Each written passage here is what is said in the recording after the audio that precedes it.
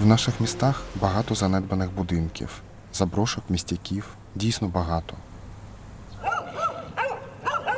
Коли ми приходимо подивитися на заброшки, небайдужі люди питають: що ви тут, метал воруєте? Але які питання хотіли би поставити ми?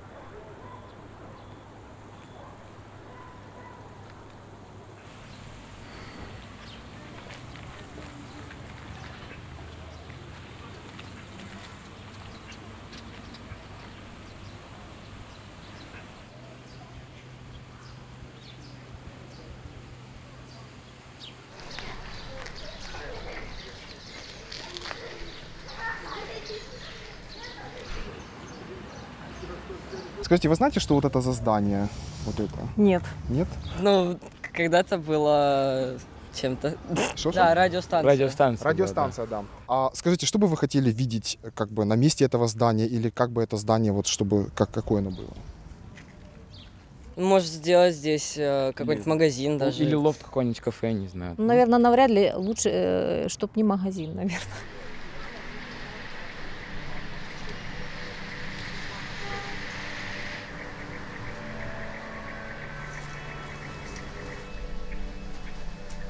Скажите, пожалуйста, что вот это вот за здание было вот здесь вот за деревьями?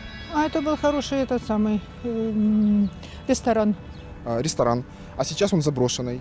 Ну так, а что ж заброшенный? А что бы вы хотели видеть вместо этого ресторана? Я там это и хотела видеть. Там были очень вкусные эти самые десерты. Ну, это, получается, шайба раньше называли.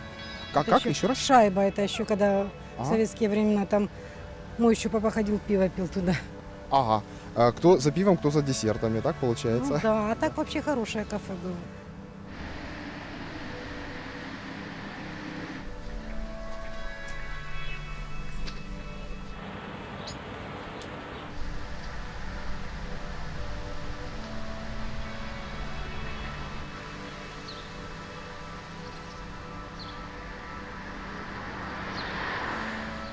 Скажите, пожалуйста, вы знаете, что это за здание? Нет.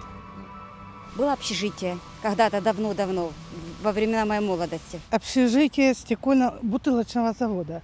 Вот. А скажите, а что бы вы хотели видеть в этом здании? Хотелось бы, чтобы это здание убрали бы и построили лучше футбольное поле. Ну, библиотека, в крайнем случае, если могла быть хорошая библиотека. Самое простое – ЗАГС.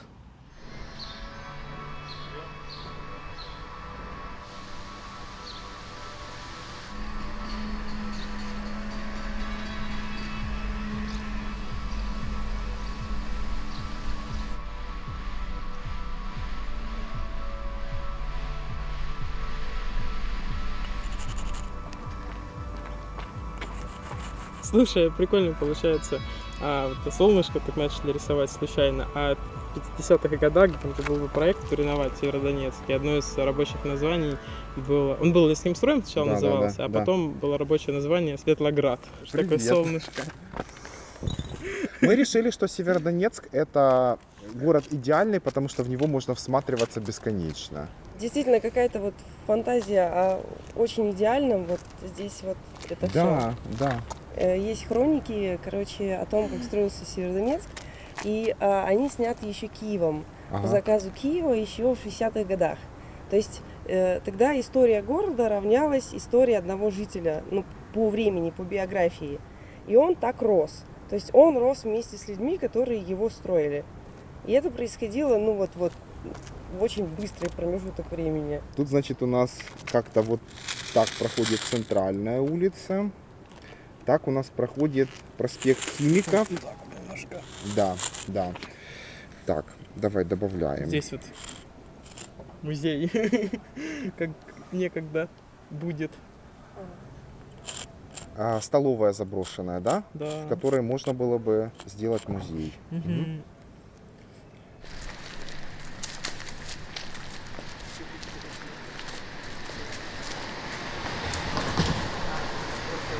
Что это за здание? Столовая «Энергетик», бывшая. Вроде бы больше никак не использовалась. В летнее время используется как ночлежка. Это место, через которое люди ищут затишок. Может быть, искали, но сейчас там вход с другой стороны. Сюда тоже можно пролезть.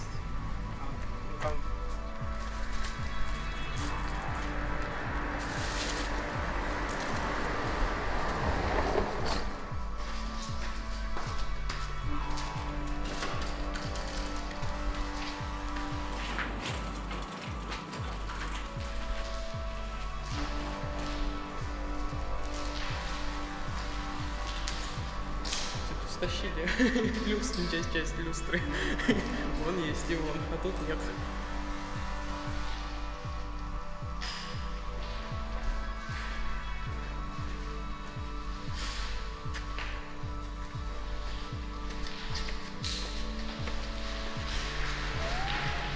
И да, я первый раз услышал про тебя, когда мне рассказал Ливон, наш друг общий, рассказал, что ты забацал карту заброшек в Северодонецке. И сколько ты заброшек внес в эту карту? Ну, там около 150.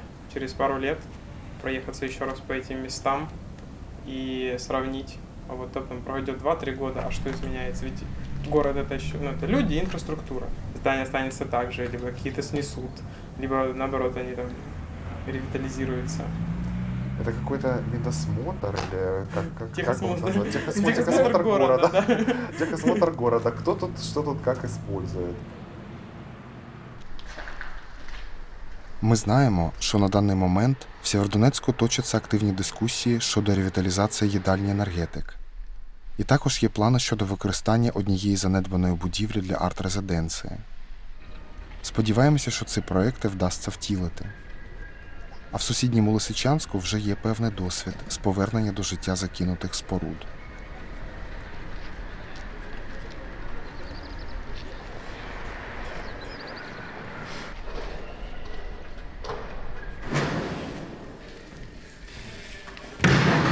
Максим, что тут вообще раньше было? Очень давно здесь была дискотека. Одна из городских дискотек. Потом это здание было заброшено. А как долго оно было заброшенным? Уже больше 10 лет.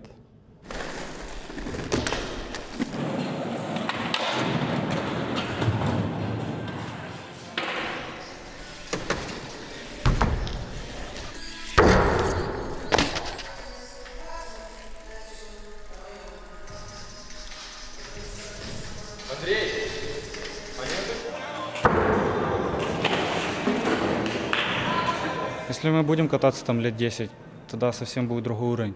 То есть лично я, например, только 3-й год занимаюсь этим. То есть, а есть люди, которые занимаются больше 10 лет этим. То есть оно все со временем приходит, сразу же все не выучишь. А где вы катались, когда не было? На улице. Как бы катались просто по городу, стрит катали. До этого еще давно с земли строили трамплины. Но у нас постоянно их ломали. У нас землю воровали. Было и такое, серьезно. Ну, это, то есть, как бы находили просто какое-то никому не нужное место, и там что-то возле пытались кладбища, да. тренироваться. Возле кладбища. Да. У нас постоянно все наши трассы были возле кладбища недалеко.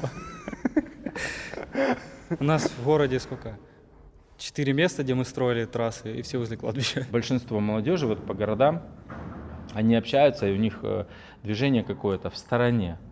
А вот собраться, вот так прийти 5 человек и сказать: здравствуйте, мы хотим записаться на прием к мэру. По какому вопросу? Вот у нас такой проект, мы хотим вот сделать то-то и то-то, и хотим встретиться, пообщаться.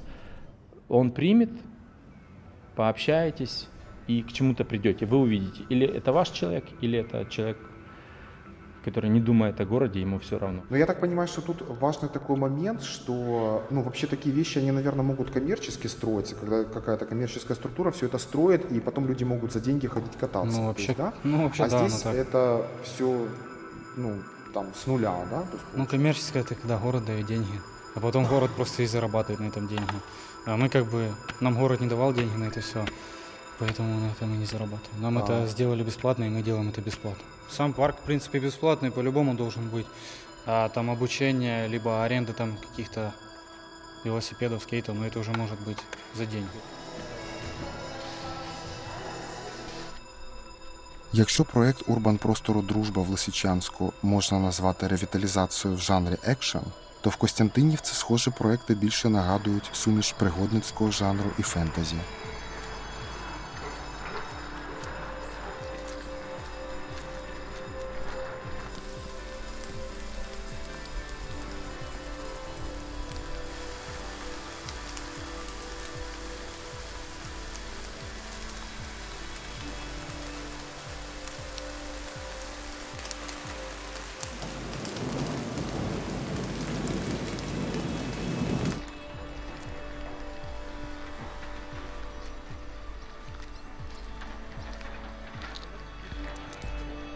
що таке промзона для, скажімо, тіла Костянтинівки? Це серце чи серце? Це серце Костянтинівки, бо у нас воно в розумінні промзони це не значить, що тут повинні працювати всі заводи, де там стоять дим стовбом. Це все можна було б використовувати як культурну наслідку, і це можна було все переробити і робити світ цікавим.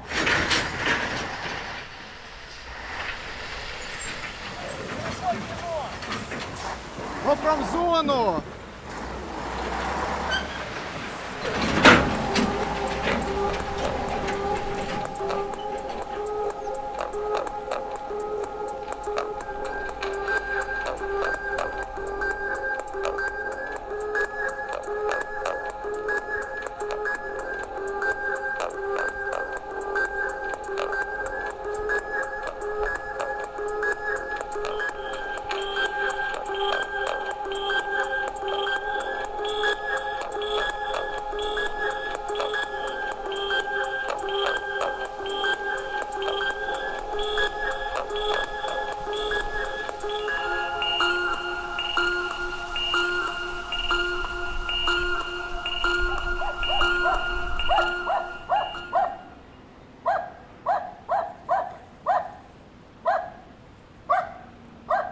Я дуже не люблю якісь заборони, обмеження і звичайно, вони мають бути в першу чергу в тебе в голові, тому що це твоя відповідальність, що ти там робиш. Але коли хтось тобі забороняє, обмежує твою свободу, це для мене якось незвичайно.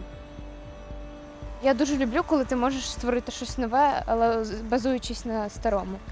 Мені подобається ідея того, що можна зробити з цього якісь креативні кластери, що можна проводити тут рейви, що можна зробити навіть з тих заводів житлові будинки, якісь різні прикольні речі. Ви, можливо, бачили у нас в просторі такі шматки скла.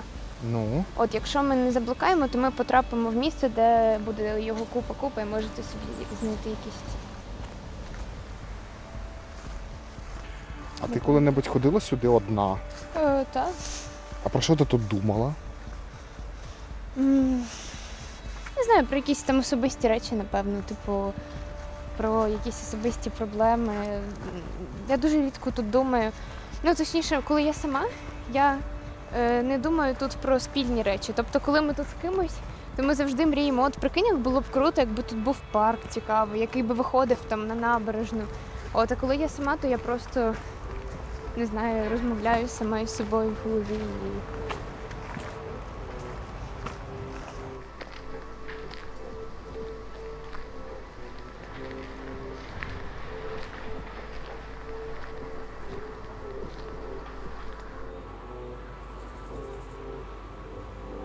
Я просто ловлю цей звук.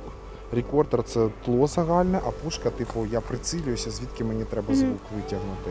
І я фактично можу ось просто регулювати собі саундтрек робити. Прикольно. Хочеш спробувати? Так, дивись, тут просто повинна зараз на максимум. І можеш половити. О, Господи.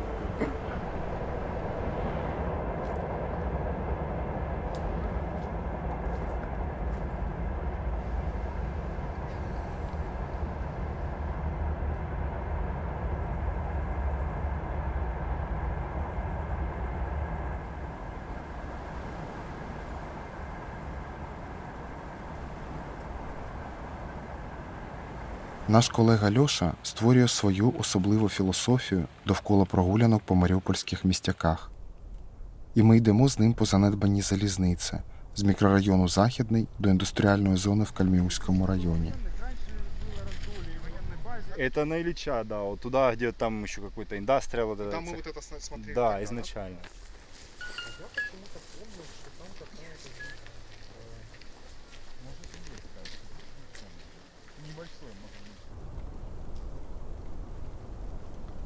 А как ты думаешь, то есть понятно, что места на природе, то есть они изначально, мы понимаем, что они имеют особую атмосферу, а как ты думаешь, индустриальные заброшенные места, они тоже могут дать что-то людям? Чего? В них, да, есть специфическая атмосфера. Если гулять на пустые площадки, там поляны, леса, там луга, как мы там вот сейчас, например, железные дороги, это одно. А когда посещаешь что-то индустриальное, там как бы немножко как тебя сковывает, чувствуется совсем другая энергетика. Немного как бы и страшно, то есть, ага, там, а вдруг что, а вдруг кто-то. Как бы совсем другой адреналин, как называется. И да, это, вот, наверное, это и подстегивает. Удовольствие, как адреналиновая зависимость, тебе хочется, ага, что я там увижу. Ну и плюс как бы картинка интересна. Вот. А что ж там за следующей дверью или что там за следующей балкой я увижу?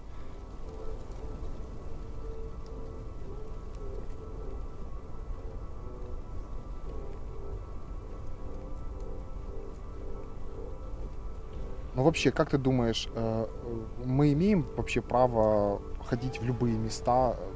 Ну, то есть что ты как бы думаешь вообще о праве кого-то решать, в это место можно ходить другим или нет? Ну, я думаю, если это безопасно для жизни, то в принципе можно. Есть, как бы, ограждают места, чтобы ты там себе не навредил, как бы.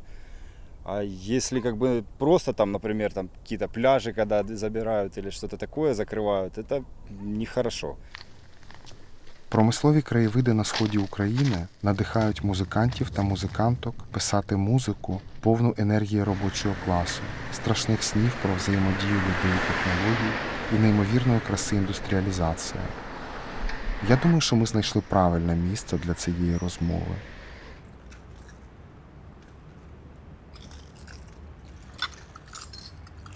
Меня подстроили давно, и долго я стою на одном и том же месте, никуда не ухожу, во мне дыма очень много, ни ночи я дымлю, на одном и том же месте, никуда не ухожу, просто я заводская труба, я заводская труба. И таких, как я, десятки на Западе, на родном.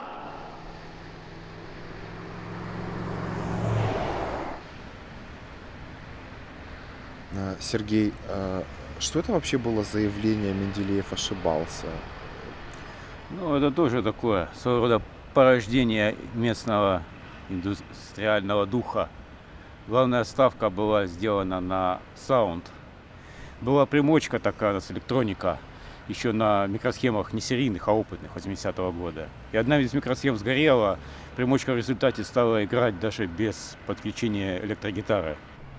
И когда примочки не стало, пришлось сделать некоторую паузу. Но неожиданно на помощь пришла иностранная прибамбасина Zoom 505, известная штука.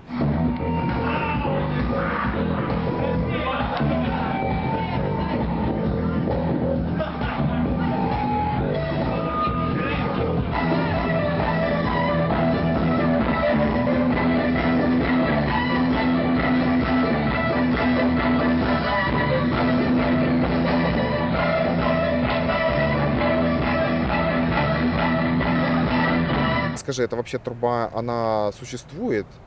Нет, образ. Ну, тут Да. их так много труб, что можно не привязываться. Но к они какому-то. молчат. На самом деле это не какая-то труба, которая рассказала о себе, тебе. Есть говорящие. Например, там разделение воздуха такой цех. А. Он грохочет буквально. Ага, да. Даже не говорит, а, скажем так, извергает. А вот можно посмотреть на заводы все. Это культурное явление.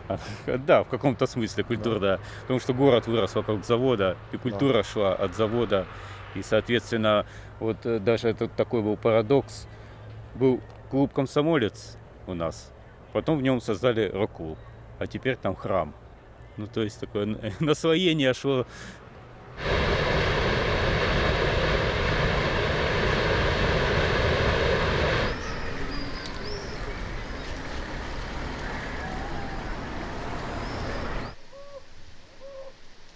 Повернення життя до занедбаних місць – це не лише створені в соцмережах події і віднайдення нових способів використання будинків.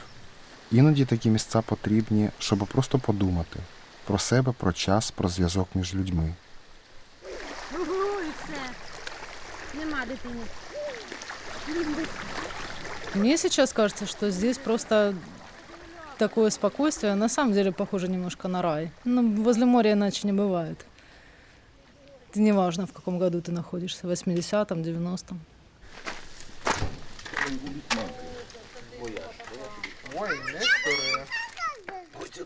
Ой, якогось формату розетки. Тобто тут ще якийсь по початку 2000-х. Совочек.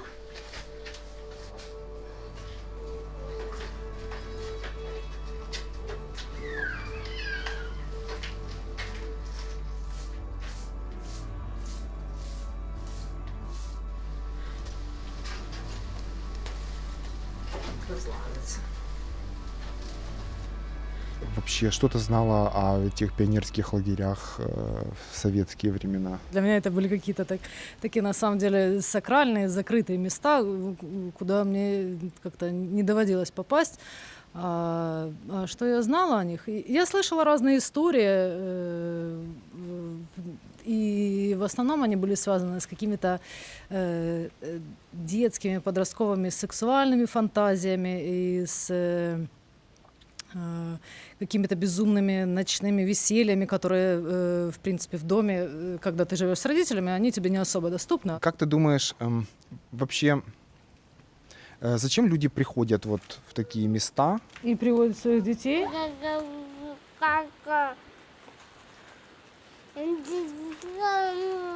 Меня всегда радовало ощущение безлюдности. Тем не менее, несмотря на то, что это как бы, может быть, с одной стороны грустно, потому что здесь можно ощутить дух времени, как ни странно. Вот он замер здесь, когда часы остановились на вот этих вот шторах, которые уже разлазятся, на разбитых дверях. Тут как-то, не знаю, можно сидеть, медитировать.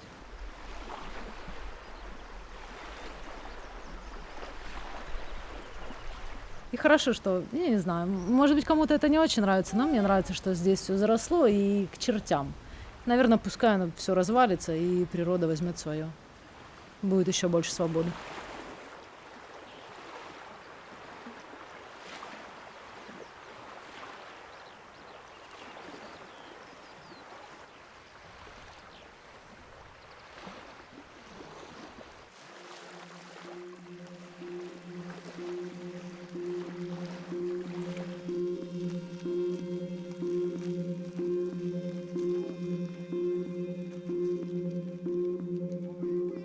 В японській культурі є загальновідомий принцип вабі-сабі, за котрим старі, недосконалі, напівзруйновані часом речі наділяються особливою красою і філософським змістом.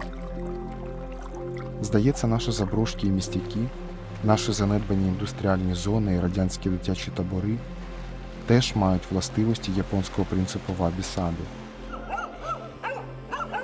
Це місця, де можна подумати про зв'язки між минулим і майбутнім, між старими невдачами і новими успіхами, між самотністю і згуртуванням довкола позитивних змін в суспільстві. Оновлення простору починається з усвідомлення твого права на місто, з твоїх замріяних прогулянок і фантастичних проєктів. Йдемо гуляти і думати.